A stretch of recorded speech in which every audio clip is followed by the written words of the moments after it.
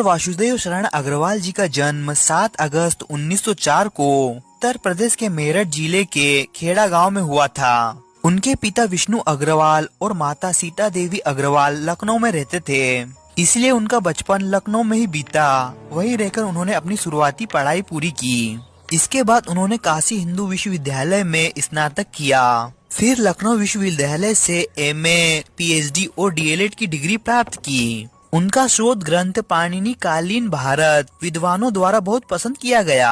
पाली, संस्कृत और अंग्रेजी जैसी कई भाषाओं का उन्होंने गहरा अध्ययन किया, जिससे वे एक बड़े विद्वान के रूप में प्रसिद्ध हुए। डॉक्टर अग्रवाल ने लखनऊ और मथुरा के पुरातत्व संग्रहालयों में निरीक्षक के रूप में काम किया। 1946 से 1951 तक वे सेंट्रल एंटीक्विटीज म्यूजियम के सुपरिटेंडेंट रहे और भारतीय पुरातत्व विभाग के अध्यक्ष पद पर भी कार्य किया।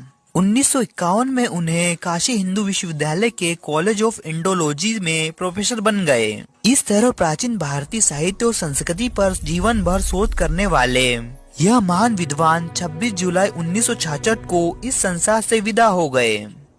डॉक्टर अग्रवाल की रचनाएं। डॉक्टर वासुदेव शरण अग्रवाल जी ने सिर्फ निबंध ही नहीं लिखे, बल्कि हिंदी, पाली, प्राकृत और संस्कृत के कई पुराने ग्रंथों का संपादन और सुधार भी किया। उन्होंने अपने लेखन में ज्यादातर पुरातत्व, इतिहास और भारतीय संस्कृति को ही विषय बनाया। इसी कारण उनकी रचनाएं ज्ञान से भरी और बहुत महत्वपूर्ण मानी जाती है। उनकी प्रमुख रचनाएं इस प्रकार है। पहला है निबंध संग्रह, पृथ्वी पत्र, कल्पवृक्ष, भारत की एकता, मातृभूमि, कला और संस्कृति, कल्पलता, वाग्धारा। दूसरा है ऐतिहासिक और पौराणिक निबंध, महापुरुष श्री कृष्ण, महर्षि वाल्मीकि, मनु।